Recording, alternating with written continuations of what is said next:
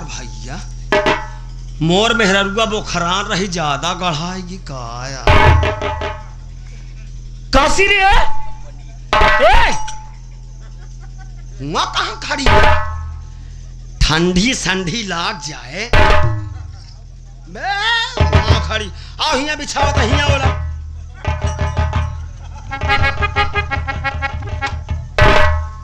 काशी रे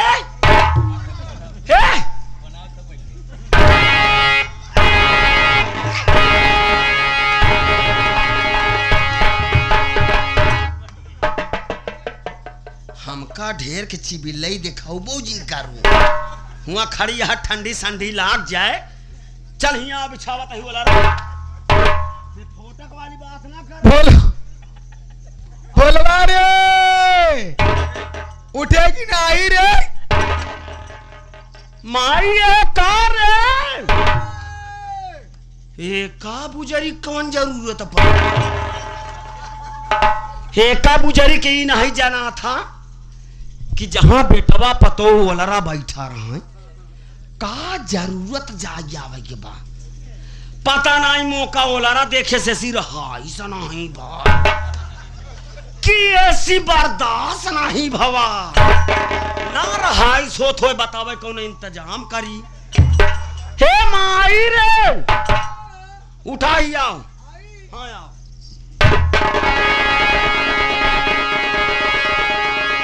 अरे उठा तो बाटे तब बोल हदी जगह ये खाली अब तंग उलर जा कब होती गाड़ू कौन महतारी आपने बेटवा लाल रथ रे आ कौन बेटवा जो अपने माई लाल रथ को लड़ता पे लगे रे।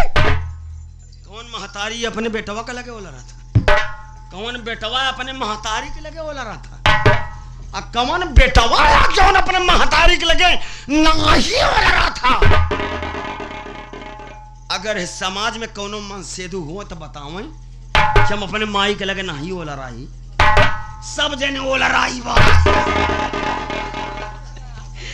अरे माई के लगे बोला रे बरे कह दी तो कोनो गलत बात नहीं कह दी।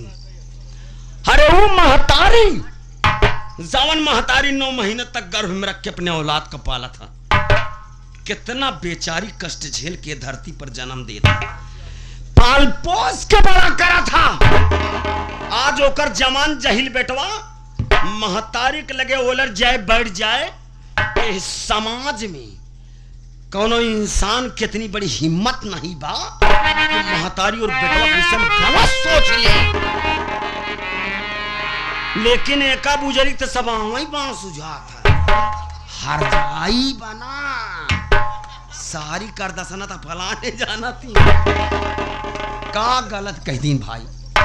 तू सही कहे बेटवा हो हम समझ नहीं पाए तो का चमझाओ कौन दिन लेकिन ही बताओ डांट देती जब तक सुहाग रात मनावई आवे लागे है तो सब गरम ही रात काम आई कबो ठंडाबो करा कर जब हम सिरप पिए फालतू बात ना कर मेरे बहुत खांसी आवत बा। खांसी हाँ तबीयत तो तोर खराब बा एक जब 2-3 दिन से देखा था ज्यादा बोलो आओ जिन हमसी। अच्छा ठीक हमार कहे मतलब ही जब तक सुहाग रात मनावे आवे लागे है आवत के हमसे पूछ के आए रे कैसी पूछ के आए महारानी गाड़ू हो। हाँ बस सुन ले भैया राज स्टूडियो वाले आपो सुन ले हा एक जी कहा कि ही पगले सारे काम खराबी बा कहत यह जब तक सुहाग रात मनावे आवे लागे तब हमसे पूछ के आए हैं।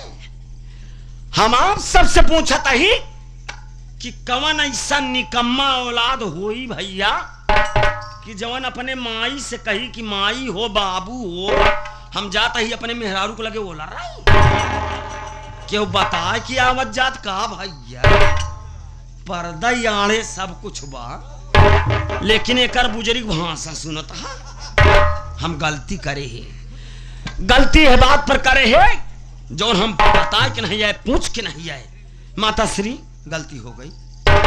गलती तो हारी यही बा बेटवा अब ओकर भाई मोतिया दहेज दे के माने बा 1 हफ्ता समय ले बा जब तक 1 हफ्ता में रुपया पहुंचाए न दे तब तक तो सुहाग रात नहीं मनाएगा बा। कहो तब तक चली हम मुद्दा बेटा झुर्रा खा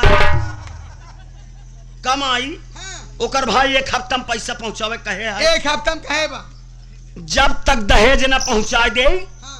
तब तक हमका सुहाग रात मनावे न देवे नहीं न हो तब तक तहिन उलाते। फिर वही बात बोला भगवती का करे जब मैं बोल रही बैठा खो तोरे साथ है कहीं ने तो बियाह शादी कर हराम खोर। पता ना चिनरिया का समझ लग जाता है भाई। मैं का गलत बोल दी है तो कहा तही कि जब तक ओकर भाई दहेज न दे तब तक तहिनो लड़ते। जब मोरे हिया ओलरे से बैठे से तोका नफरत है जलन है यह बिस्तरा ओलरे से तोका जलन बा त ले तहिनो लड़। हम अपन कतो दूसरे ठई बिछा ले भाई। जौने दिन ओकर भाई पैसा दे दी उस दिन तोहर छुट्टी कह दिए भाई। लेकिन पता ना है बुजरी का समझ लग गया था। माता श्री चली गई। देखा भैया आप सब ध्यान दीजिए अगर हंसी मजाक में आप सब लेंगे तो आनंद नहीं मिलेगा। कहानी पर ध्यान दीजिए कहानी क्या है, मैं क्यों ऐसा बोल रहा हूं, क्यों ऐसा कर रहा हूं। आप सब अगर कहानी पर ध्यान देंगे तो आप सब यही कहेंगे कि बहुत अच्छा कर रहा है लड़का। हमारी बात सुने। पहला नंबर तो हम पागल नहीं बांटे। पहला नंबर तो हम पागल नहीं बांटे। आज हम पागल बनाया ही तो सिर्फ अपने महतारी के चलतन पागल बना। ये हमार माई आ, ये हमार माई हमार साथ विवाह करे से हमार छा मेहरारू हमार छा मेहरारू दहेज ना पावे के कारण हमार छा मेहरारू जराई के मारी डाले से। अरे आप सब सोचा कि केहू के एक भी ही औरत जब मर जाता तो करे बेचारे के आत्मा से पूछा कितना तकलीफ होता। आज हमार छछा मेहरारू जर गई मर गई कहो हम पगलावे न करी भाई। एक समझाए कि माई दूसरे के संगे ऐसा ना करा कर माई। लेकिन नहीं, आज देखा जाए तो हमारे समाज में दहेज की आग लागबा। दहेज ना पावे के कारण कितनी बहन बेटियन के लोग जला के मार डालत हैं। आज यह सुधारे के बदे, समाज सुधारे के बदे आज ही बदे ही संगीत खेली जाता कि लोगन पर असर पड़े, दहेज के लोग भी खत्म हो जाएं। लेकिन नहीं, हम देखत देखत बर्दाश्त के बाहर अब हो जाएगा भैया। बहुत बर्दाश्त कर चुके। कौनो दिन अगले पगले के दिमाग घूम जाए, दिमाग का जाऊं जाऊं रहा पोटा नाप नाप मारा बुजरो कहां अच्छे बड़ा बड़ा गुल्ला निकल गया चूतिया भतार गाड़। अरे यहाँ सुन कौन यहाँ भाषा दे लड़का, कौन लड़का? हाँ, कहा तो लड़का बहुत सही कर रहा है। कौन लड़का? अबे लड़कियां लागा नदी गाड़ो, अब मुंह दाढ़ी बाल सब पका जाता। अबे लड़का ला तो रे तू खुद ही पका दिए यहाँ सब चलिया आज से तोसी सुन ले लड़के लड़के। हाँ आज से तोसी तोरे मेहरारू से कौनो मतलब कौनो वास्ता न रहे। अब सारा सारा अन्याय करत है माई, बर्दाश्त के बाहर हो जात बा। हमसे मेहरारू से कौनो मतलब न रहे तो शादी विवाह काहे करे हैं? केवल एक हफ्ता के समय बा, बस एक हफ्ता बाद खूब दोनों प्राणी रहा आराम से। लेकिन सुना हिया तुझी रहा, तू चला जाऊंगा पाही पे तो हाथ दिल दिमाग काम नहीं करता बा। तू ही भैंसा के लगे रहा। हाँ ठीक तो ने की लंगड़वा भैंसा बांधे है। हाँ।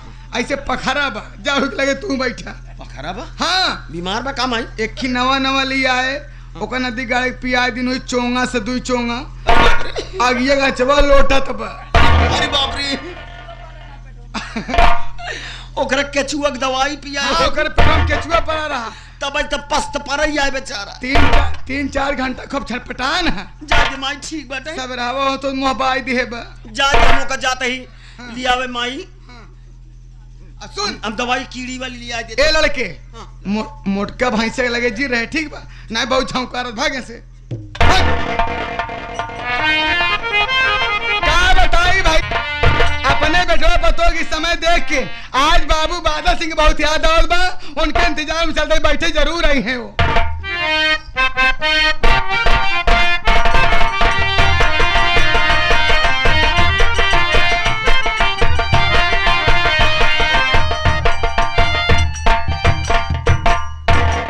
नमस्ते नमस्ते नमस्ते। इनकर हाइलोजन आंखें खराब कर दी। ठीक ठाक हो? एकदम बढ़िया ही। तबीयत कैसी है? एकदम बढ़िया ही हो।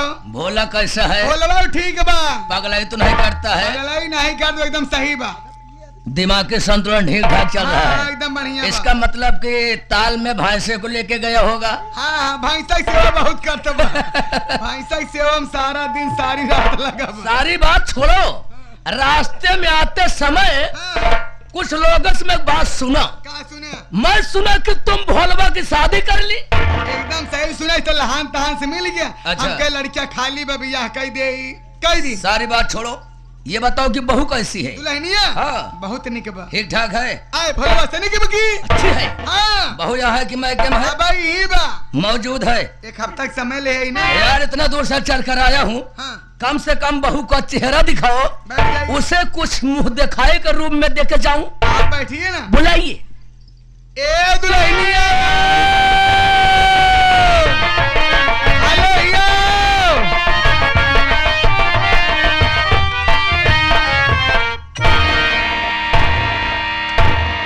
खुशी रहा भगवान करे जोड़ा लड़कियां होए जिंदगी तो आप बढ़िया से बीत जाए हमका तो आशा नहीं बा।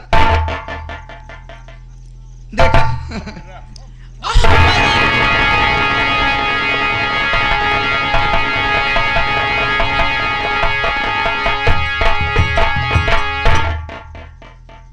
तो हराम जादे उसे मोतिया कोढ़िया के भैंसा बनवा है। इसके साथ अचानक कैसे यहाँ हो गई भाई? हुआ क्या उसको? दुल्हनिया जब समय घरे में आए ना हाँ। कहूँ बाहरे घूमे टहरे जात नहीं। अच्छा। शरीर में हवा बतास लग नहीं बात बा। हाँ। तनिक चक्कर आई कोनो बात नहीं बा। जब से आई है घर से बाहर नहीं निकलती है, इसीलिए उसको चक्कर आ गया। शादी तो कर ली हो, अगर इसके विषय में तुझे कुछ मालूमात हो गया, हो सकता है इसे शरीर के तुम्हारे चक्कर आ जाए। हाँ मतलब मैं इसके विषय में इसकी तारीफ ही बता रहा हूँ।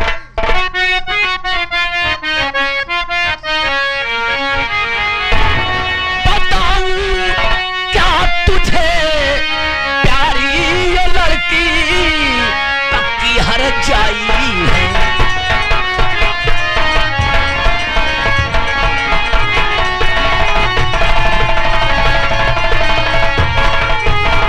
बताऊं क्या तुझे प्यारी ये लड़की पक्की हर जाई है।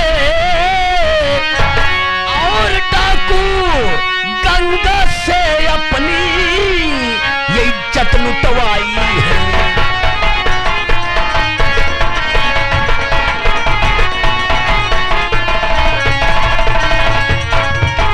ये है मोतिया की बहन, अरे इसे अच्छी तरह जानू। इसी से मोतिया ने इसकी तेरे घर की विदाई है।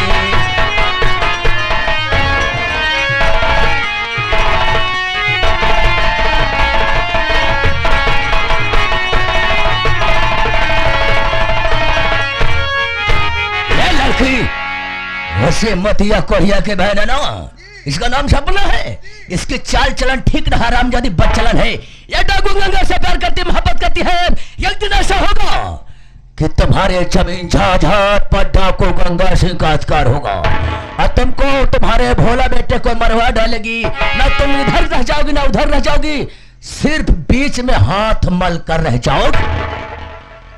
नहीं बाबू साहब ऐसा नहीं होना चाहिए। इस हरजाई से बचने के लिए मुझे कोई उपाय कोई तरकीब बताइए। सरल तरीका है, जैसे तुम छा बहू को जला कर राख करती हो, वैसे शरीर के हराम जादी को जला कर राख कर दो। न रहे बंश और न बचे बांसुरी। इसी वक्त हराम जादी को बुलाओ, ये रात जाहिर करो, मैं जा रहा हूं। जाइए। मेरी बात को मजाक मत समझ, ठीक ना? ए दुल्हनिया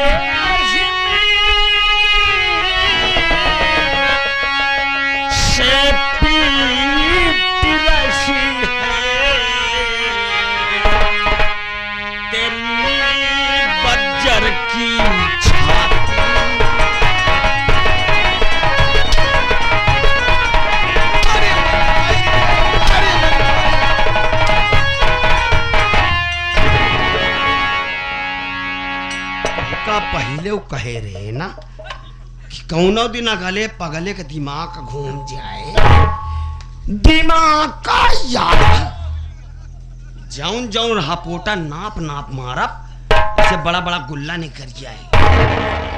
करे भोलिया कायदे से नहीं, आज तो का हम कायदे से सुधारा भाई। करे हे भोलवाया एकरे विषय में पूछ जाना थे कि मनाई लागे पहुंचते रे। का गलती करे भाई? इतोर मेहरारू हर जाई है, रंडी है, बेस्या छिनारी है। हर जाई बा रंडी बा? हाँ। अतई हर जाई रंडी नहीं बाटे। करे हमारे के कहे वाला है रे, कवन दहजाई नाती भता गए धरे पकड़े बा हमें। ओ का के कहे वाला बा रे? कवन दहजर के नाती भतार गाड़ी धरे पकड़े बाओ। एका रंडी सारी हाल फलानी जाना थी। आ तोहार बुजुर्ग तो सारी हाल फलाने जाना ते हमार का जाना थे रे? ओकर का जाना थी? ये हर जाई डाकू गंगा से प्यार के है बा। आ तू बुजुर्ग तो बालदा से ससुर से प्यार करे।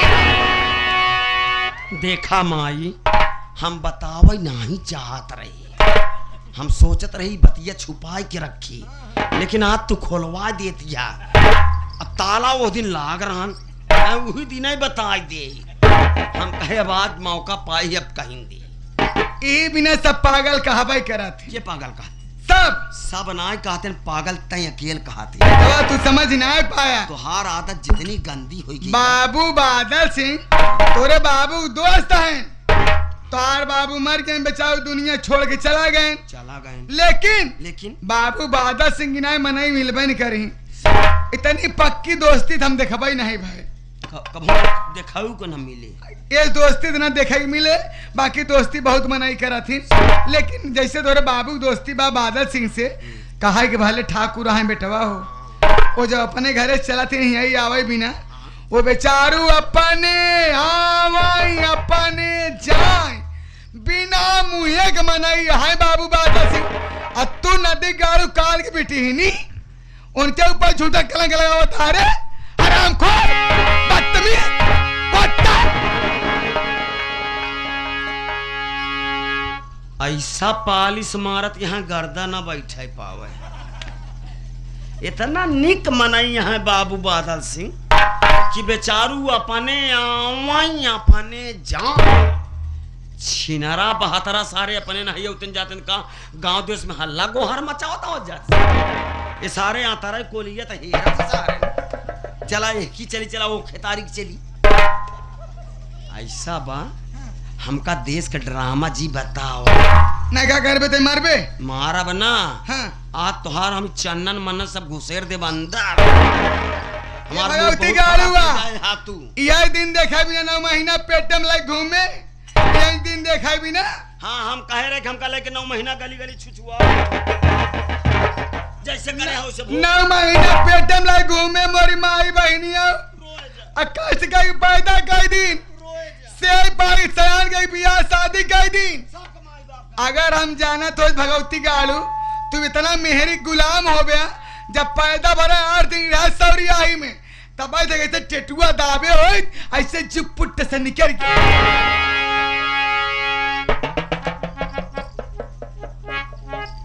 एक बात सुनता शिवगढ़ वाले धर करमजीत पट्टी वाले कहत यही ये सजानत होई ये सजानत होई तू ही सौरिया ही में 8 दिन कर है ऐसे टेटुआ दबाओ जीव पुट से निकल गया।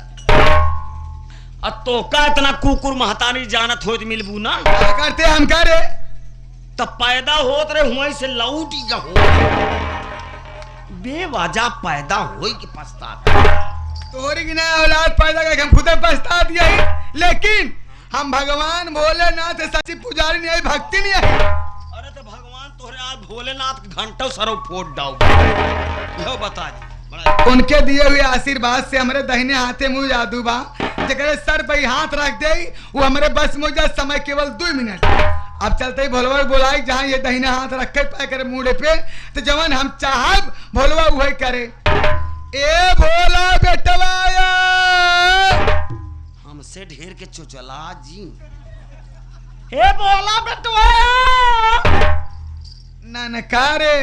हाँ का भा भोला बेटवा आज आज हाँ आज पाज करबू तो एक अच्छा बारा मारा काने का पर्दा फाट गया। बेटवा आज हम तोरे मरे हुए बाप की कसम खा का दे बेटवा इतवार मेरा इतवार मेरा डाकू गंगा से प्यार करत भैया हमका तो हमारा डाकू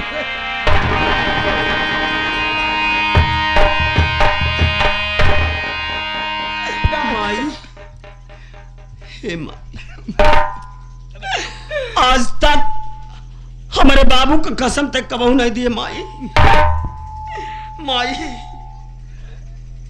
आज तोरे बात से हमके पूर्ण विश्वास होगा माई कि नालायक औरत हमें पागल समझ के हमारे साथ में बेवफाई करे बा माई। बेटवा माई भैया तनी बगल हो किधर आ रे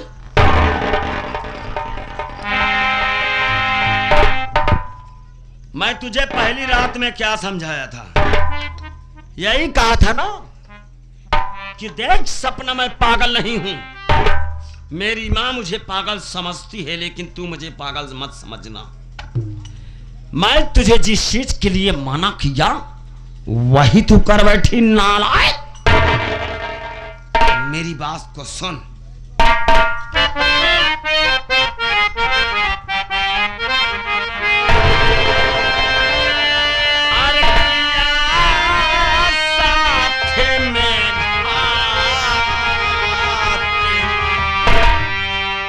सपना तू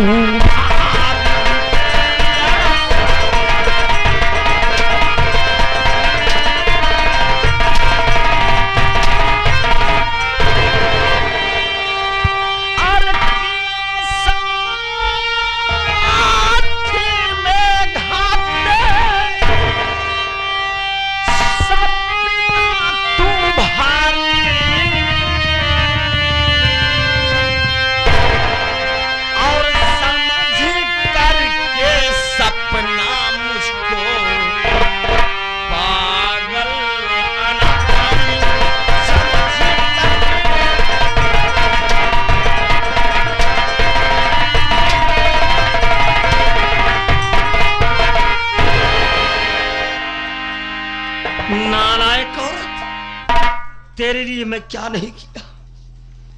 तेरे लिए मैं रात दिन पागल बन करके टहलता रहता था।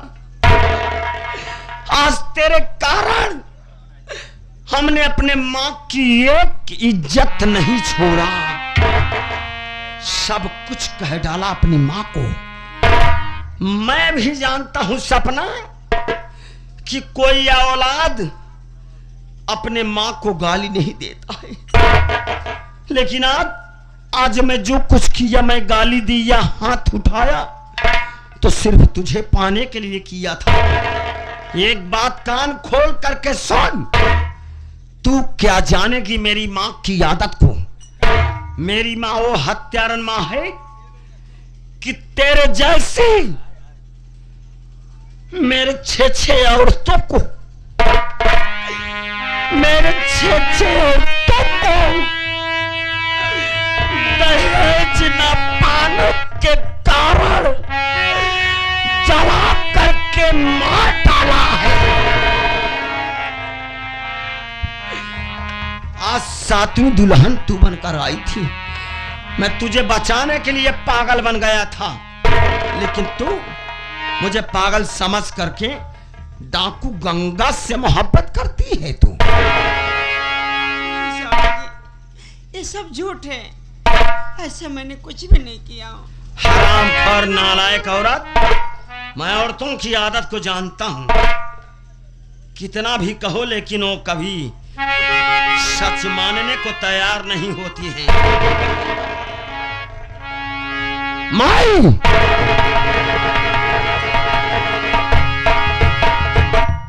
का बेटवा? माई, मैं सपना को समझा बुझा दिया हूं। बड़ी अच्छी बात। उसके किए की सजा दे दिया हूं।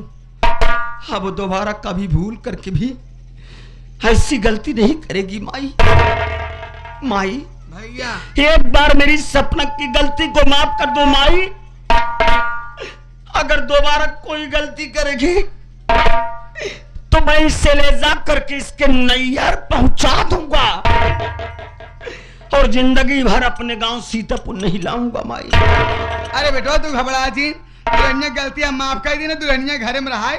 हम दुल्हनिया का आज के बाद कुछ न बोलब। एक बात और कहना चाहता क्या हूँ। बात यह है?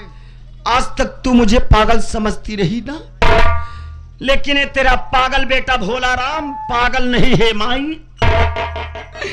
आज तक तूने मेरी 6 औरतों को दहेज ना पाने के कारण जलाकर मार दिया माई, लेकिन आज ये तेरा पागल बेटा भोला राम पागल नहीं रहा माई। सब जानता हूं, मैं तेरे आगे हाथ जोड़ता हूं। मैं पागल बन करके तुझे परेशान करता रहा, गालियां बकता रहा, मारता रहा, लेकिन आज ये भोला तेरे आगे हाथ जोड़ता है माई। सपना को मारने की कोशिश मत करना बेटवा, ऐसी कोनो बात नहीं बा। दुल्हनिया हम कुछ न बोला भाई। एक बार गलती माफ कर दो माई। तू जा, तू घबरा जी बेटा, तू जा। दोबारा यदि कोई गलती करेगी तो मैं इससे नैहर पहुंचा दूंगा। अरे अब गलती कर बन गए ना, का हम कुछ बोलबे कर। तू जा। ठीक है, मैं जा जा, जा जा। जा।